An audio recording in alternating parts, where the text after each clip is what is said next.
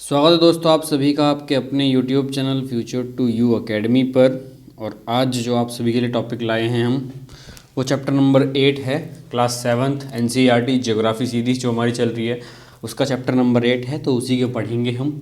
और जो कि मैं हर बार कहता हूँ आपको, किसी भी एग्जामिनेशन को क्रैक करने के लिए आपको बेसिक नॉलेज होना बहुत ज़रूरी है और बेसिक नॉलेज के लिए एनसीईआरटी बुक्स बहुत अच्छी होती हैं, तो इसको सारे के सारे लोग प्रीफर करते हैं। तो उसी की एक मुहिम चला रहे हैं हम। तो एनसीईआरटी की सारी बुक्स को रीडिंग करते हुए और उनको थोड़ा थोड़ा एक्सप्लेन करते हुए हम चलेंगे।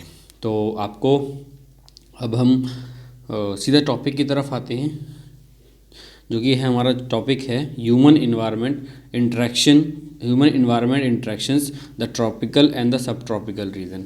तो ह्यूमन इन्वायरमेंट का इंट्रैक्शन ट्रॉपिकल और सब ट्रॉपिकल रीजन का हम देखेंगे इसमें। देखिए, Renuka was excited, Shrikant uncle was home after a gap of nearly 4 month। वो रेणुका जो थी बहुत ही एक्साइटेड थी, क्योंकि श्रीकांत अंकल जो उसके थे वो करीब 4 महीने बाद एक बार फिर घर पे थे। तो he was a wild life photographer. जो श्रीकांत जो अंकल जो थे वो एक वाइल्ड लाइफ फोटोग्राफर थे और अलग अलग जगह पर वो ट्रैवल करते थे। तो Renuka's interest in wildlife and photograph began at an early age. Renuka का जो इंटरेस्ट था वो वाइल्ड लाइफ में बहुत ही कम उम्र पर उसका इंटरेस्ट जाग गया था। When her uncle introduced her to book और नेचर। जब उसके अंकल ने एक बुक उसको बुक से इंट्रोड्यूस कराया उसको, जो कि नेचर के ऊपर थी। Picture of distant lands and people who lived there always fascinated her. अलग अलग जगह पर अलग अलग तरीके के लोग कपड़े पहनते थे, तो अलग अलग तरीके के लोग दिखते थे, तो उससे वो उसको बहुत ही अच्छे लगते थे। तो in these pictures Renuka you can see people from different parts of the world. इस पिक्चर में आप देख सकते हैं कि अलग अलग तरीके से अलग अलग जगह से लोग हैं, अलग अलग तरीके के कपड़े पहन रखे हैं, अलग अलग दिख रहे हैं सारे के सारे। तो यही सब है, ठीक। और उनका खाने पीने का भी हिसाब किताब अलग होता है। तो हम इस चैप्टर में यही पढ़ेंगे। हमने in chapter 8, 9, 10 you will learn. इसके अगले वाले अब जो चैप्टर है हमारे 8, 9 और 10, इन चैप्टर्स में हम क्या पढ़ेंगे? हम people in different nature region of the world, life of people, मतलब पीपल की, लोगों की लाइफ के बारे में पढ़ेंगे सिर्फ। तो देखिए, अब हम पढ़ते हैं सबसे पहले life in Amazon basin. Amazon basin में हमारी लाइफ, ये जो लोगों की लाइफ है वो कैसी है। Before learning about the Amazon basin let us look at the map 8.2। देखो, लर्निंग से पहले अपनी एक मैप की तरफ देखते हैं, जो कि हमें ये दे रखा है, मैप दे रखा है ये वाला 8.2। इसमें देखते हैं कि इसमें क्या लिखा है। Notice that the tropical region lies very close to the equator between 10 degree north to 10 degree south. देखो, इक्वेटर रीजन जो है हमारा मेनली कहाँ पर लाई कर रहा है? इक्वेटर रीजन 10 डिग्री नॉर्थ से 10 डिग्री साउथ के बीच में हमारा इक्वेटर रीजन जो है वो वहाँ पर लाई कर रहा है। देन उसके बाद है so it is refer to as the equatorial region. इसीलिए जब ये इक्वेटर के पास में है इसीलिए इसको इक्वेटोरियल रीजन भी कहते हैं। और रिवर अमेजोन जो है ये यहीं पर फ्लो करती है। Notice how it flows from the mountain to the west. जैसे देखो कि नोटिस करो कि वो किस तरीके से माउंटेन से वेस्ट की तरफ में किस तरीके से बह रही है। The place where mountain and reaches the Atlantic ocean. और अटलांटिक ओशन में जा कर के मिल जाती है ईस्ट की तरफ में, वेस्ट से ईस्ट की तरफ में वो जाती है और ईस्ट में जा कर के मिल जाती है माउंटेन से। क्यों? क्योंकि भाई ये जो हमारा एंड्स माउंटेन है, ये जो हमारा चिले वाला, ये पूरा का पूरा यहाँ पर माउंटेन रीजन है, माउंटेन से वो जाती है और सीधे अटलांटिक ओशन में जा कर के मिल जाती है। देन उसके बाद में है हमारा, देखिए, numerous tributaries join the Amazon river. Amazon river को कई ट्रिब्यूटरीज हैं जो ज्वाइन करती हैं, जैसे कि आपका अमेजोन बेसिन में हमारे the river basin drains portion of Brazil. ये जो रिवर बेसिन है जो रिवर बेसिन है ये हमारा ड्रेन करती है, पानी देती है किस किस को? ब्राज़ील के एरिया को देती है। और पेरू, जो पार्ट्स ऑफ पेरू नाम की जगह के जो जगह हैं, Bolivia, Ecuador, Colombia and small part of Venezuela. अब देखिए, अब ये सारे के सारे हम धीरे धीरे देखते हैं कि ये कहाँ हैं। ये देखिए, अब ये देखिए यहाँ पर ये पेरू है, इधर ये चाइल है, चाइल में तो कोई रिवर है नहीं। इधर कोलंबिया में भी रिवर जाती है, इक्वेडोर में भी रीजन जाती है, इधर ये वेनेजुएला में जाती है।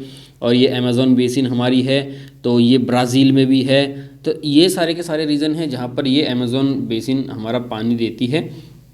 And the place where the river flows into the another body another body of the water is called the river mouth. ये हमने आपको पहले भी एक चैप्टर में पढ़ चुके हैं वो प्लेस जहाँ पर रिवर जो है हमारी दूसरी वाटर बॉडी में जाकर के मिलती है, तो उसी जहाँ पर वो मिलती है उसी प्लेस को हम कहते हैं रिवर वाटर, उसी को बोलते हैं रिवर माउथ। ठीक है, यहाँ पे अब ये देखिए, ये जो यहाँ से लेके यहाँ तक का जो लिखा हुआ है ये आपका लिखा हुआ है, the place where a river flows into another body of water is called the river mouth, is known as river's mouth. Numerous tributaries join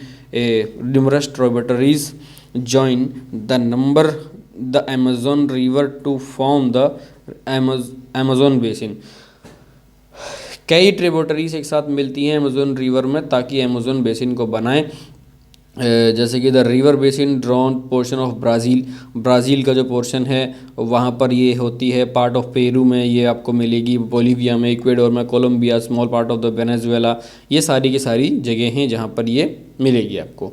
name the countries of the basin through which the equator pass, वो countries के नाम बताने हैं हमें जहाँ से equator पास करता है। कंट्री ऑफ द बेसिन, इस बेसिन के जगह का नाम बताना है जहाँ पर हमें इक्वेडोर पास करता है। देखिए अब ज़रा देखते हैं, हम इस वाले क्वेश्चन को देखते हैं, ये जो लिखा हुआ है, name the countries of the basin through which the equator pass कर रहा है। इक्वेटर देखो कहाँ है, ये रहा इक्वेटर, ये रहा। अब ये देखो इक्वेटर कहाँ से पास कर रहा है, इक्वेटर जो है हमारा इक्वेटर से निकल के जा रहा है, इक्वेटर जा रहा है और कोलंबिया से पास हो रहा है, अमेज़न बेसिन से पास हो रहा है, वेनेजुएला से भी एक लाइन जा रही है हमारी, नहीं वेनेजुएला से नहीं जा रहा है, वेनेजुएला से नहीं जा रहा है, और इधर हमारा अमेज़न बेसिन है, ब्राज़ील में जा रहा है, और इधर पेरू में नहीं जा रहा है। तो ये आपको ये जगह हैं, आपको ये आपसे आप डिटरमाइन कर सकते हैं कि कौन सी जगह से इक्वेटर पास करके जा रहा है। ठीक है, इधर हम डू यू नो देख लेते हैं। When Spanish explorers discovered the Amazon River, अब देखिए, अब आपको पता होना चाहिए कि अमेज़न रिवर को डिस्कवर करने वाले लोग कौन थे। स्पेनिश लोग थे जिन्होंने अमेज़न रिवर को डिस्कवर किया। They were attacked by the group of local tribes, वो जब गए थे रिवर अमेज़न रिवर की तरफ में, तो वो लोकल ट्राइब्स वहाँ के उन्होंने इनके ऊपर हमला किया था with wearing head gears and grass skirts, और जिन्होंने हेड गियर्स पहन रखे थे और मतलब पत्तों की और ये घास की उन्होंने अपनी एक स्कर्ट पहन रखी थी। तो these people reminded them of the Fyers tribe, उन पीपलों ने इन लोगों को, स्पेनिश लोगों को याद दिलाई फायर्स ट्राइब ऑफ वुमेन के बारे में, fierce tribes of women warriors known as ancient Roman empire as the Amazon. ठीक है, hence the name Amazon, इसलिए उनका नाम अमेज़न, इस रिवर का नाम अमेज़न। जब ये इस रिवर की तरफ ये जो स्पेनिश एक्सप्लोरर गए थे तो ऐसे कुछ ट्राइब्स थे जिन्होंने इनके ऊपर हमला किया, और उनकी औरतें थी, औरतों ने भी हमला किया। तो उस टाइम पे उन्होंने एकदम से उनको ना इन जो ये हमला किया, इस हमले से उनको एक याद आया, एक आपका रोमन एम्पायर था, जिसमें कि रोमन एम्पायर था एज द अमेज़न्स। ठीक है, वहाँ की जो औरतें थी women warrior known as ancient Roman empire as the Amazon, इसीलिए वहाँ पर अमेज़न नाम उसका रख दिया गया। देन ट्रिब्यूटरीज की अगर हम बात करें तो tributaries, these are small rivers that join the main river. Tributaries वो होती हैं, ये बहुत छोटी छोटी नदियाँ होती हैं जो मेन रिवर में जुड़ती हैं। The main river along with all the tributaries that drain an area forms a river basin। ठीक है, जब मेन रिवर उनकी ट्रिब्यूटरीज के साथ में किसी एरिया को ड्रेन करती है तो वो क्या बनाती है, रिवर बेसिन बनाती है, या फिर कैचमेंट एरिया और द कैचमेंट एरिया। देखो क्या बनाएगी, या रिवर बेसिन बोल सकते हैं हम उसको, और रिवर बेसिन बोल सकते हैं, और कैचमेंट एरिया भी बोल सकते हैं। The Amazon basin is the largest river basin of the world का लार्जेस्ट रिवर बेसिन जो है हमारा वो अमेज़न बेसिन है। वर्ल्ड का लार्जेस्ट रिवर बेसिन जो है वो हमारा अमेज़न बेसिन है। देन उसके बाद अगर हम आते हैं क्लाइमेट की बात करें तो as you know that Amazon basin stretches directly on the equator, जैसा कि आपको पता है इक्वेटर पे है ये, तो and is characterised by the hot, जब इक्वेटर पे क्या होता है, हॉट क्लाइमेट होता है, वेट क्लाइमेट होता है throughout the year, both day and night are almost equally hot and humid, दोनों के दोनों डे और नाइट दोनों के दोनों जो इक्वली हॉट और ह्यूमिड दोनों होते हैं। तो यहाँ की जो स्किन फील स्टिकी, इसलिए यहाँ की जो स्किन होती है वो स्टिकी फील करते हैं, चिपचिपी होती है स्किन यहाँ पर। आप देखेंगे तो the rain almost every day, जब इक्वेटर पे क्या होता है, ज़्यादा हीट होती है तो एवेपोरेशन भी ज़्यादा होता है, एवेपोरेशन होता है तो वहाँ पे रेनफॉल भी ज़्यादा होती है, और रेनफॉल होती है तो वहीं पर जंगल झाड़ियाँ भी ज़्यादा होते हैं, जैसा कि हमने जंगल वाले चैप्टर में पढ़ा था। ठीक है, the skin feel sticky and everyday almost, rain भी हमेशा होती रहती है, leads to without much warning. ठीक है, the day temperature are high and very humidity, और डे टेम्परेचर जो होता है वो बहुत ही हाई होता है इनका, और temperature is high and humidity भी हाई होती है। एंड बात करें at night the temperature goes down but humidity remains high. Night में अगर हम बात करें तो temperature goes down but humidity remains high, temperature क्या है, डाउन जाता है, लेकिन ह्यूमिडिटी क्या है, हाई रहती है। अगर हम रेन फॉरेस्ट की अगर बात करें तो as it rains heavily in this region, इस रीजन में हैविली रेन होती है तो दे थिक फॉरेस्ट ग्रो मतलब बहुत ही घने जंगल यहाँ पर ग्रो करते हैं। The forest are in the fact so thick that the dense roof created by leaves and branches does not allow the sunlight to reach the ground.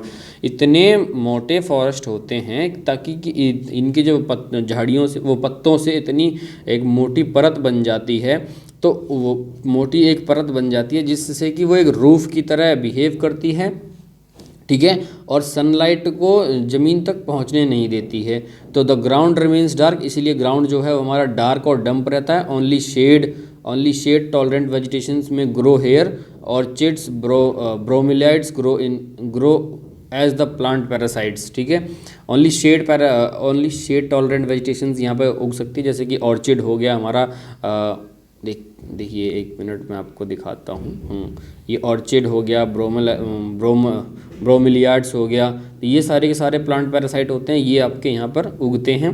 Then उसके बाद rain forest is rich in the fauna, rain forest जो होता है हमारा fauna में भी बहुत ही rich होता है। Birds such as the birds, आपको बर्ड मिल जाएगी, जैसे यहाँ पर ये आपका एक मिनट, ये टाउकून नाम की बर्ड मिल जाएगी आपको।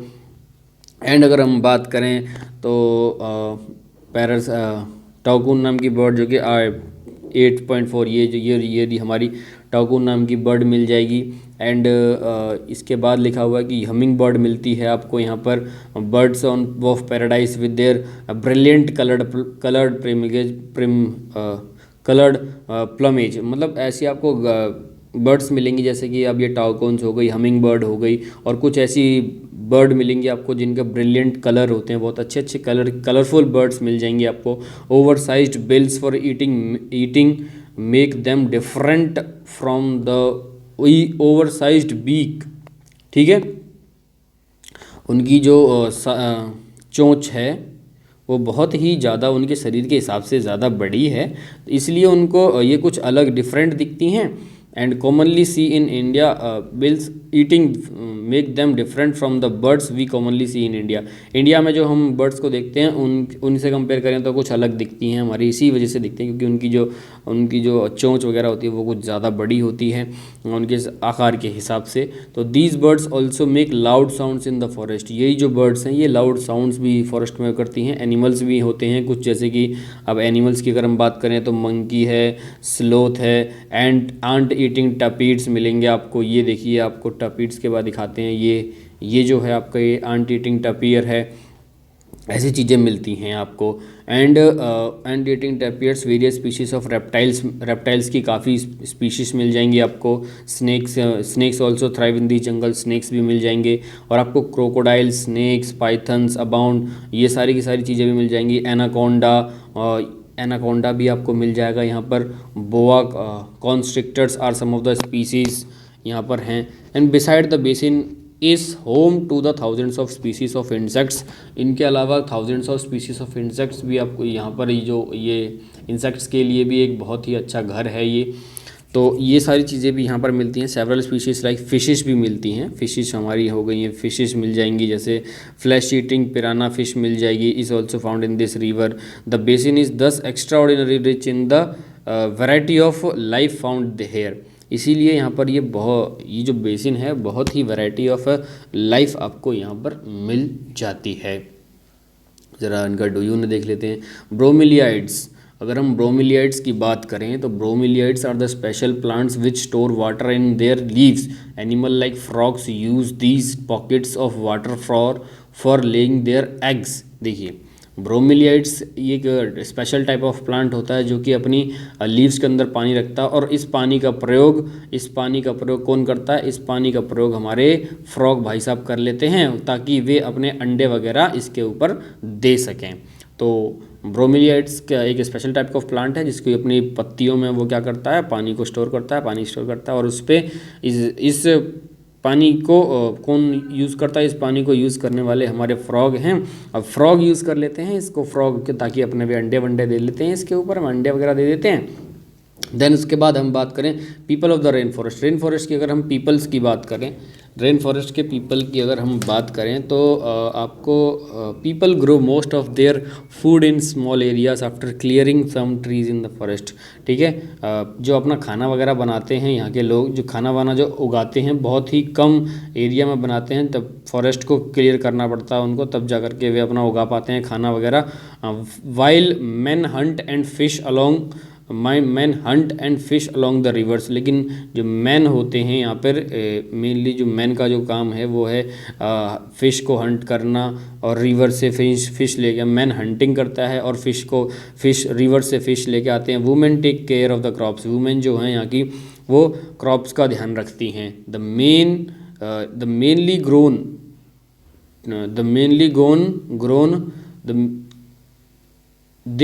Grow tapioca pineapple.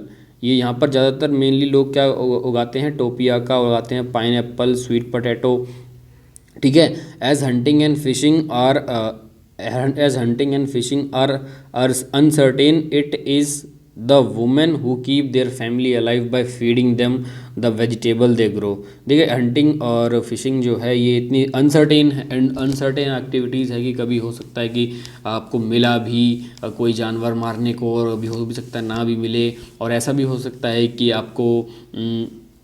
आपकी फ़िशिंग करने गए, आपको फ़िश नहीं आपके कोई कब्जे में आई, ऐसा भी हो जाता है कभी कभार। तो यहाँ ऐसे कंडीशंस में मेनली जो वर्क होता है वो किसका होता है? वो औरतों का काम होता है। औरतें यहाँ पर खाना वगैरह अपना जो भी उन्होंने ग्रो किया है, उन्होंने जो वेजिटेबल्स ग्रो किए हैं उससे वो अपनी फैमिली को फीड करती हैं। और यहाँ पर स्लैश एंड बर्न एग्रीकल्चर का बहुत ही ज़्यादा प्रचलन है। स्लैश एंड बर्न एग्रीकल्चर यहाँ पर होती है।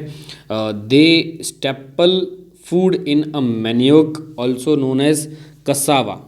ठीक है, यहाँ का जो स्टेपल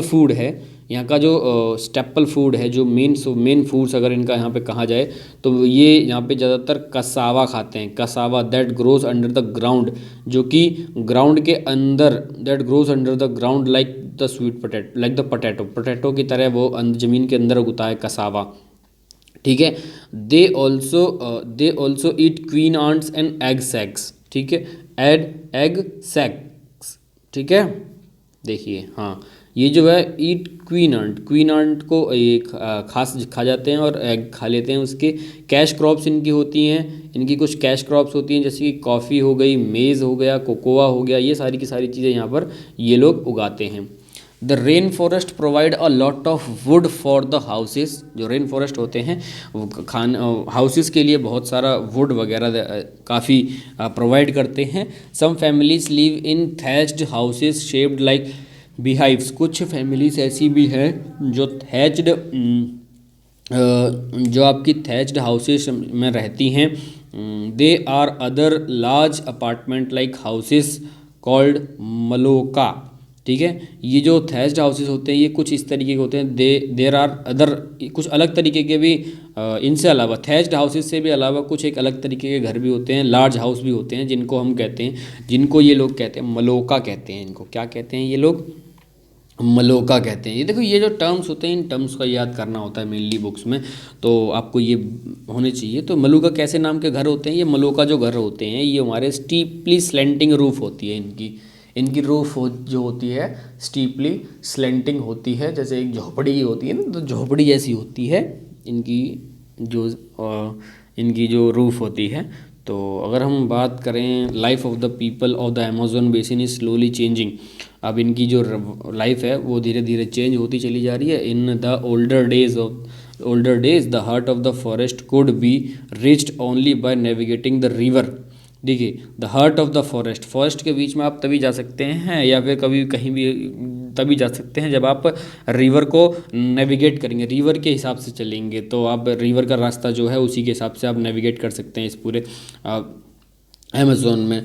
तो इन 1970 द ट्रांस अमेज़ोन, 1970 की बात करें तो trans Amazon highway made all parts of the rain forest accessible. ठीक है, एयरक्राफ्ट देखिए, अब हम बात करें इन 1970 में एक मिनट, ये 1970 में ट्रांस अमेज़ोन हाईवे जो बना, इससे क्या हुआ कि हम all parts of the rain forest के सारे पार्ट्स को एक्सेस अब कर सकते हैं।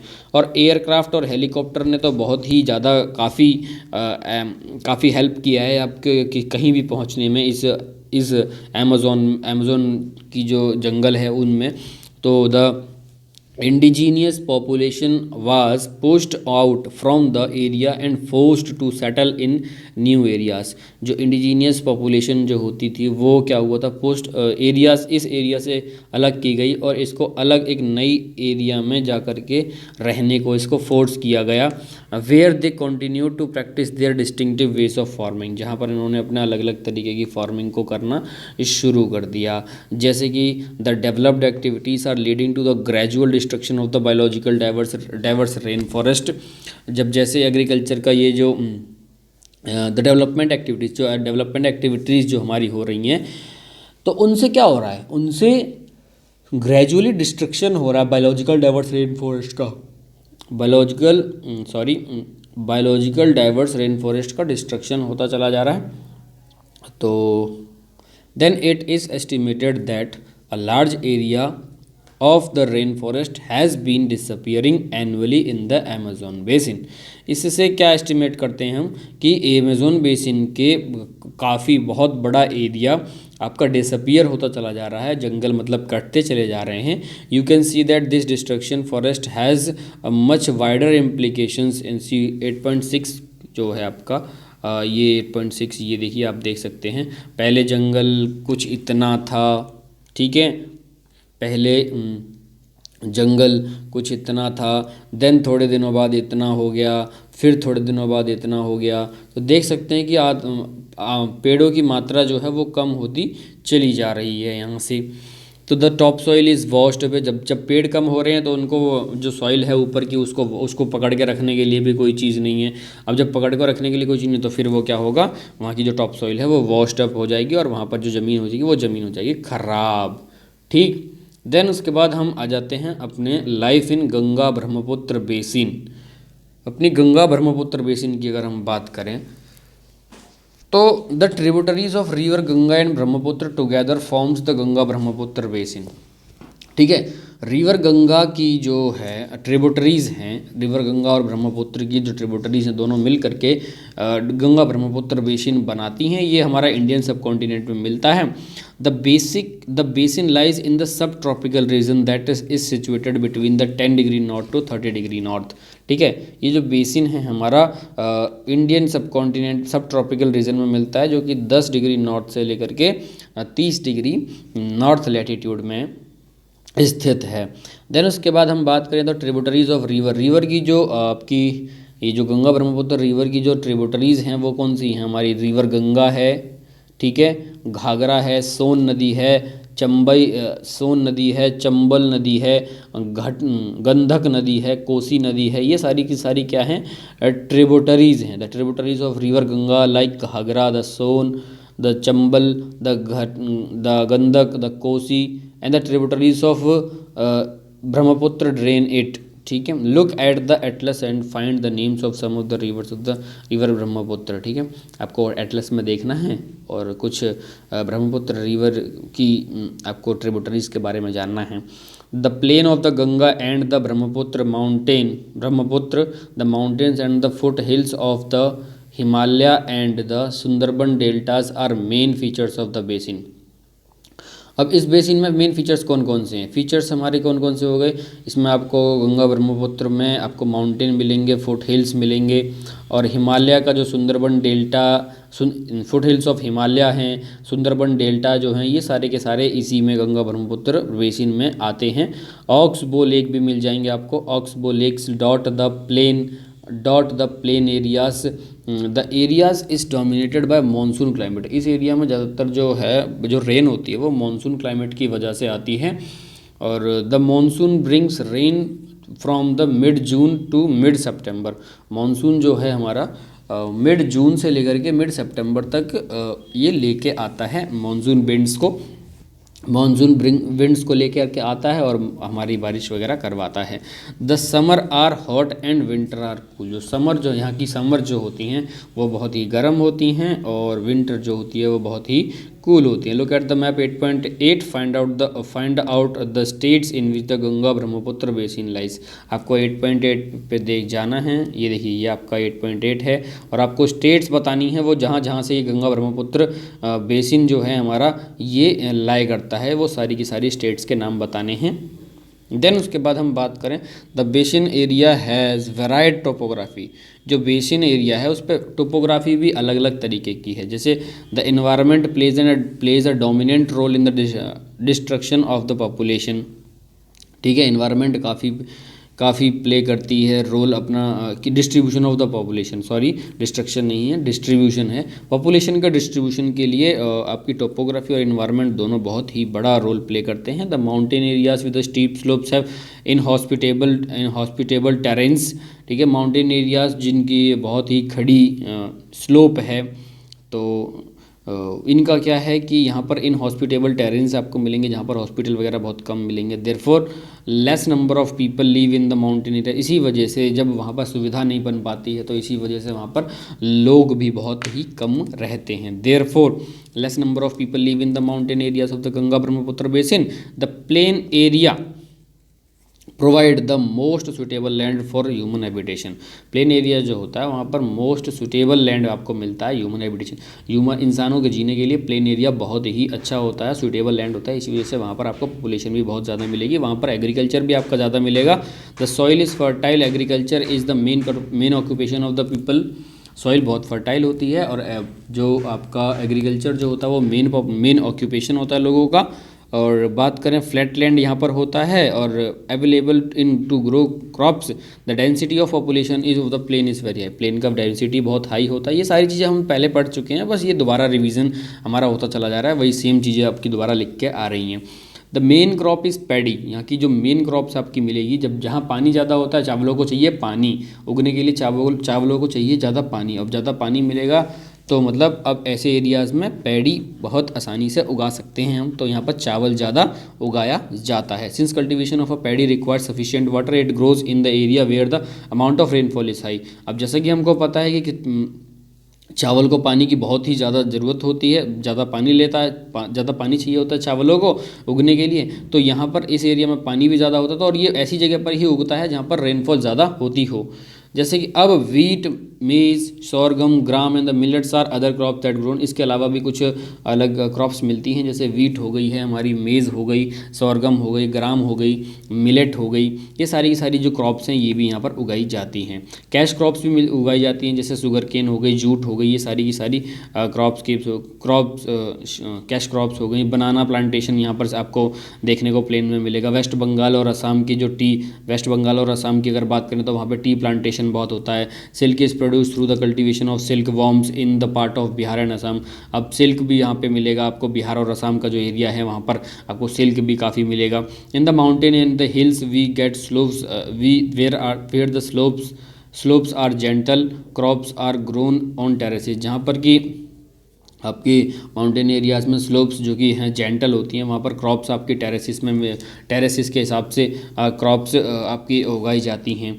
Then the vegetation cover of the area varies according to the type of landforms. The vegetation cover of area का जो वेजिटेशन कवर है वो वहाँ के लैंड फॉर्म के हिसाब से ही उगाया जाता है। अब ऐसा आप कहो कि सेब आप प्लेन्स में उगा लें तो प्लेन में नहीं उगने वाला, क्योंकि उसको जैसा कंडीशन चाहिए होता है उसको वैसा कंडीशन माउंटेन्स में मिलता है, कश्मीरी इलाके में मिलता है, तो वहीं पर वो सेब को ज़्यादातर लोग उगाते हैं। In the Ganga Brahmaputra plain tropical deciduous trees grow. अब गंगा ब्रह्मपुत्र प्लेन में ट्रॉपिकल डेसिडस ट्रीज भी ग्रो करते हैं along with the teak, sal and the peepal. अब इसमें कुछ ट्रॉपिकल डेसिडस ट्रीज हो गए हमारे, टीक हो गया, साल हो गया, पीपल हो गया, ये सारे के सारे भी मिलते हैं। Thick bamboo grown are groves are common in the Brahmaputra plain. थे जो बाम्बू ग्रूव्स होते हैं मतलब बांस के पेड़ जो होते हैं वे भी यहाँ पर आपको काफ़ी ब्रह्मपुत्र प्लेन में मिलेंगे। The delta area is covered with the mangrove forest. जो डेल्टा एरिया जो है वो मैंग्रोव फॉरेस्ट से कवर्ड होता है। इन पार्ट ऑफ उत्तराखंड, अगर ऐसे उत्तराखंड, सिक्किम और अरुणाचल प्रदेश हम देखें, उत्तराखंड के, सिक्किम का, अरुणाचल प्रदेश का जो एरिया देखें वहाँ पर कॉनिफेरस ट्रीज मिलेंगे आपको, जैसे कि पाइन हो गया, डियोडार हो गया, फिर हो गया, ये सारी की सारी चीज़ें मिलेंगी क्योंकि क्लाइमेट इज कूल। और ऐसे पेड़ों को उगने के लिए पाइन, डियोडार, फिर को इनके लिए कूल क्लाइमेट चाहिए होता है, तो यहाँ पे कूल क्लाइमेट भी मिल जाता है और स्लोप इनको स्टीप चाहिए होती है वो भी मिल जाती है। ठीक है। Then there is a variety of wildlife in the basin. अब इस बेसिन में क्या है कि वैरायटी वाइल्ड लाइफ भी बहुत मिलेगी, जैसे एलिफेंट मिलता है, टाइगर मिलता है, डियर मिलते हैं, मंकी मिलते हैं, ये सारे के ये तो हमारे कॉमन हो गए। अब वन हॉर्न राइनोसोरस भी मिल जाता है ब्रह्मपुत्र प्लेन में आपको। और डेल्टा एरियाज़ की अगर हम बात करें तो बंगाल टाइगर भी मिल जाता है, क्रोकोडाइल भी मिल जाता है, एलिगेटर भी मिल जाता है आपको। तो ये सारी की सारी चीज़ें आपको मिल जाती हैं। एंड बे ऑफ बंगाल की बात करें और एलिगेटर आर फाउंड। और एक्वेटिक लाइफ में अगर हम बात करें तो fresh river water, the lakes and the bay of the Bengal sea है। एक्वेटिक लाइफ जो हमारी है वो फ्रेश रिवर वाटर्स में, लेक्स में और बे ऑफ बंगाल सी में, यहाँ पर भी आपको एक्वेटिक लाइफ काफ़ी मिलेगी। The most popular variety of the fish are rohu. Fish की जो सबसे मोस्ट पॉपुलर वैरायटी है वो आपकी रोहू है, काटला है, हिल्सा है, काटला हिल्सा है। Fish and the rice is the staple diet of the people living in the area. Fish और राइस जो है एक स्टेपल डाइट है पीपल जो इस एरिया में रह रहे हैं उनकी। ठीक है। तो देन उसके बाद में हमारा ये विनोद के बारे, फिशरमैन के बारे में कहानी लिखी हुई है।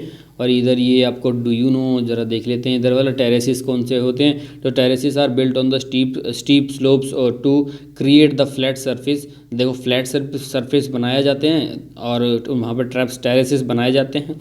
तो the slope is removed so that water does not run rapidly in the fresh air in the fresh water of river Ganga, river Brahmaputra. अगर हम फ्रेश वाटर देखें रिवर गंगा का, रिवर ब्रह्मपुत्र का, a variety of dolphin locally called susu. एक dolphin की variety है हमारी जिसको हम सूसू कहते हैं, तो also called as the blind dolphin, इसको हम ब्लाइंड डॉल्फिन भी कहते हैं। यहाँ पर आपको मिल जाएगी गंगा ब्रह्मपुत्र बेसिन में। The presence of susu is an indication of the health of the river.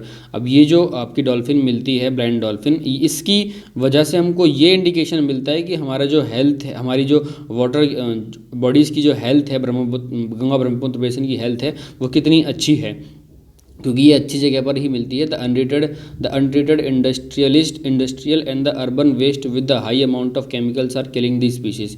अब आप ये तो पता ही है आपको, इंडस्ट्रियल वेस्ट जो होता है इसकी वजह से ये सारी की सारी ये जो हैं ये मर रही हैं। ठीक है। देन उसके बाद में अगर हम एक और चीज़ ज़रा सा और देख लेते हैं, अगर इधर कुछ हो तो रिवर ये नहीं है। पॉपुलेशन डेंसिटी आपको बता दें, पॉपुलेशन डेंसिटी की अगर बात करें तो पॉपुलेशन डेंसिटी ये होती है किसी एक जगह, किसी एक पर्टिकुलर एरिया में कितने लोग कितनी जगह में रह रहे हैं, तो ये आपका पॉपुलेशन डेंसिटी होता है। देन उसके बाद अगर हम बात करें तो गंगा ब्रह्मपुत्र प्लेन है सेवरल बिग टाउन्स। कुछ गंगा ब्रह्मपुत्र से इसमें सेवरल बिग टाउन्स हैं, जैसे कि आपका कुछ सिटीज़ भी हैं, जैसे इलाहाबाद हो गया, कानपुर हो गया, वाराणसी हो गया, लखनऊ हो गया, पटना हो गया, कलकत्ता हो गया। ये सारे के सारे क्या हैं, ये 10 लाख से ज़्यादा वाले सारे के सारे रिवर गंगा के किनारे में, गंगा रिवर के किनारे में जो जितने भी हैं ये सिटीज़ हैं गंगा रिवर के किनारे में, जिनकी 10 लाख से ज़्यादा आबादी है। The wastewater from these towns and industries is discharged into the river. The wastewater from these towns and industries, यहाँ से जो वेस्ट वाटर जो होता है आपका सीधा सीधा रिवर में ये लोग डिस्चार्ज कर देते हैं। This lead to the pollution of the river, इसी वजह से रिवर का पोल्यूशन होता है। All the four ways of transport are well developed in the Ganga Brahmaputra river. सारे के सारे जो ट्रांसपोर्ट के हमारे जो 4 वेज हैं, जैसे कि रोडवेज है, रेलवेज है, वाटरवेज है, एयरवेज है, सारे के सारे वेल डेवलप्ड हैं गंगा ब्रह्मपुत्र रिवर में। अगर हम बात करें तो आपका देखिए कलकत्ता में आपको इम्पोर्टेंट एक पोर्ट मिल जाएगा जिसका नाम है रिवर हुगली पोर्ट, ठीक है, जो कि रिवर हुगली पर मिल जाएगा आपको, इम्पोर्टेंट पोर्ट है आपका। प्लेन में अगर हम बात करें, नंबर ऑफ़ एयरपोर्ट हमारे पास हैंगे। और वाटरवेज की अगर हम बात करें तो ये transport particularly along the river. तो इन प्लेन की अगर बात करें तो रोडवेज हमारा और रेलवेज तो काफ़ी अच्छे से बना हुआ है, और एयरपोर्ट भी हैं, और रिवर हुगली पर एक हमारा पोर्ट भी बना हुआ। टूरिज़्म की अगर बात करें तो टूरिज़्म भी काफ़ी अच्छा है यहाँ पर। क्यों, देखिए यहाँ पर अभी जो गंगा ब्रह्मपुत्र बेसिन में हमारे पास ताजमहल है, जो कि यमुना रिवर के, जो कि आगरा में यमुना रिवर के ऊपर बना हुआ है। इलाहाबाद की अगर बात करें तो Allahabad on the confluence of the river Ganga and Yamuna. Buddhist stupas in the Uttar Pradesh, अगर बुद्धिस्ट स्तूपास देखें अगर हम उत्तर प्रदेश के और बिहार के, लखनऊ विद द इमामबाड़ा, लखनऊ में क्या इमामबाड़ा आपको मिल जाएगा। असम में काजीरंगा जो है हमारा ये मिल जाएगा। And Manas with the wild life, Kaziranga and Manas with the wild life sanctuaries, ठीक है। अब देखिए इलाहाबाद वगैरह ये सब चीज़ों में आपको स्तूपा वगैरह मिल जाएंगे, और काजीरंगा आपका असम का काजीरंगा और मानस में आपको मिल जाएगा वाइल्ड लाइफ सेंचुरीज़ के लिए। अरुणाचल प्रदेश में भी आपको मिल जाएगा, अरुणाचल प्रदेश और with the distinct tribal culture, Arunachal Pradesh में आपको ट्राइबल कल्चर बहुत सारा मिल जाएगा। ये सारी की सारी अलग अलग तरीके की विजिट्स हैं। यही था हमारे इस चैप्टर में। और एक और चीज़ हाँ देखते हैं, ये वाला डू यू नो देखते हैं कि नमामि गंगे प्लान, ये देखिए ये एक रिवर गंगा को बचाने के लिए हमारे प्रधानमंत्री जी ने एक प्लान, एक स्कीम लेके आए थे जिसका नाम था to conserve the river Ganga, जिसका नाम था नमामि गंगा प्रोग्राम। ये प्रोग्राम था, इस प्रोग्राम को ज़रूर याद रखें। नमामि गंगा प्रोग्राम जो आपका ये लेके आए हुए हैं, तो इसके तहत क्या होता है कि इसके तहत गंगा की सफाई होती रहती है, इस पर बहुत पैसा लगाया जाता है। देन उसके बाद इधर भी है हमारा to accelerate the efforts to achieve universal sanitation coverage and to put four on sanitation the programme the prime minister of India launch the Swachh Bharat mission on 2। ये देखिए ये भी आपका बहुत ही ज़रूरी है। देखिए सैनिटेशन एक्टिविटीज़ को जो आप बाहर जाके लोग करते थे घर से, तो उनको कम करने के लिए प्रधानमंत्री जी ने एक नया प्रोग्राम लॉन्च किया था, मिशन लॉन्च किया था, जिसका नाम था स्वच्छ भारत मिशन, जो कि 2 अक्टूबर 2014 को लॉन्च किया गया था। इसके तहत गांव-गांव में आपका बाथरूम वगैरह सैनिटेशन के लिए आपका बाथरूम वगैरह बनाने का जिम्मा लिया हुआ है सरकार ने। इसमें कुछ ना कुछ वो सब्सिडीज़ वगैरह देते हैं। तो यही सब है आपका इस चैप्टर में। और अब मैं होप करता हूँ कि आपको ये चैप्टर अच्छा लगा हो। अब मिलते हैं नेक्स्ट चैप्टर के साथ में आपको, जो कि होगा हमारा चैप्टर नंबर 9। तब तक के लिए धन्यवाद। और हाँ, लास्ट टाइम एक बार फिर कहूँगा कि चैनल को सब्सक्राइब कर देना और अपने दोस्तों को भी शेयर कर देना। आपको हो सकता है कि आपको वीडियो अच्छी लगी हो, और जो भी कमी आपको वीडियो में लगती हो वो आप मेरे को कमेंट बॉक्स में ज़रूर बताएं। और तब तक के लिए धन्यवाद। मिलते हैं नेक्स्ट वीडियो के साथ। Take care, bye bye.